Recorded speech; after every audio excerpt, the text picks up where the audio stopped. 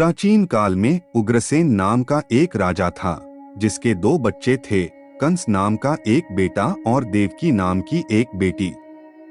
देवकी नम्र और शांत स्वभाव की थी, लेकिन कंस दुष्ट था।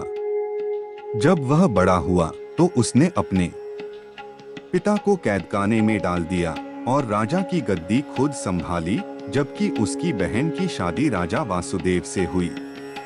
एक दिन कंस ने एक आकाशवाणी सुनी, तुम्हारी बहन का 8वां पुत्र बड़ा होने पर एक दिन तुम्हारी हत्या करेगा।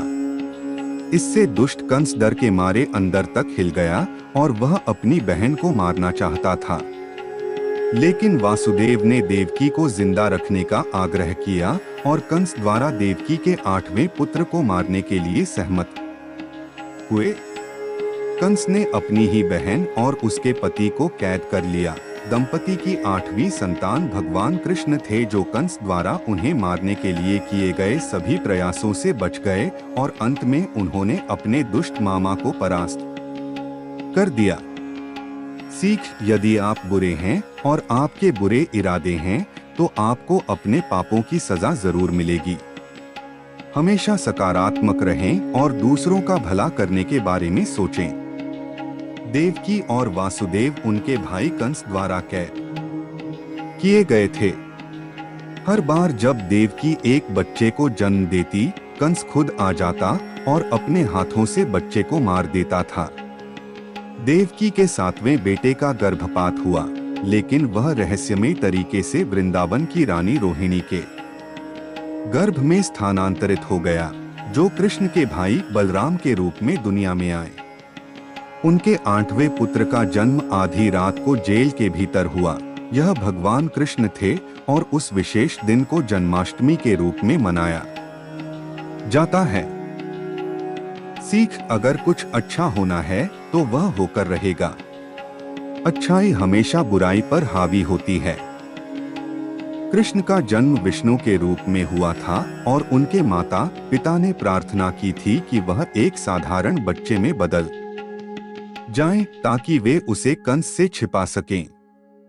प्रभु ने अपने पिता को उन्हें वृंदावन ले जाने और एक नवजात बच्ची के साथ अदला बदली करने की सलाह दी।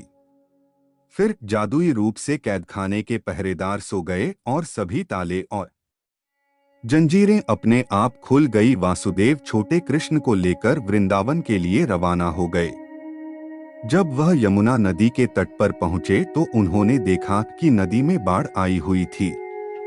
अपने सिर पर छोटे कृष्ण को रखते हुए जैसे ही वासुदेव ने नदी को पार करने का प्रयास किया और पानी ने जैसे ही कृष्ण के पैर की अंगूठे को छुआ, यहाँ पर भी रहस्यमय तरीके से नदी का पानी पीछे हट गया, जिससे वासुदेव अपनी यात्रा पूरी कर सके।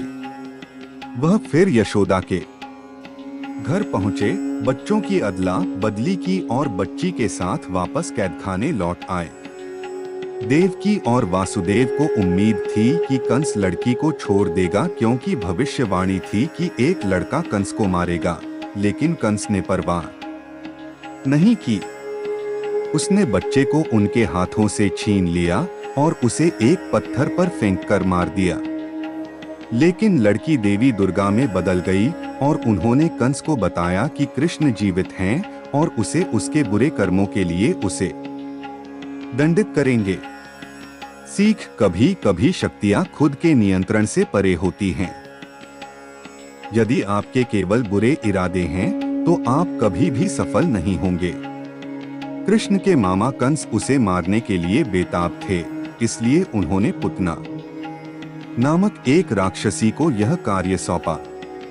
राक्षसी ने एक सुंदर महिला का रूप धारण किया और उस कमरे में जा पहुंची जहां कृष्ण थे। उसने अपने स्तनों पर जहर लेपा हुआ था और कृष्ण को दूध पिलाने का अनुरोध किया।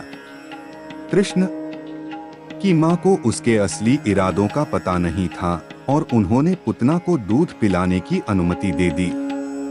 लेकिन कृष्ण ने अपनी आंखें बंद कर लीं और उस राक्षसी के जीवन को चूस लिया, जिससे उसकी मृत्यु हो गई।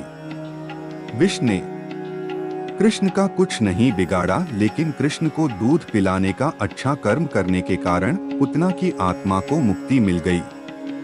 सीख, कभी भी किसी को जान बूझकर चोट नहीं पहुंचानी चाहिए, क्योंकि आपको इसके लिए भुगतना पड़ सकता है।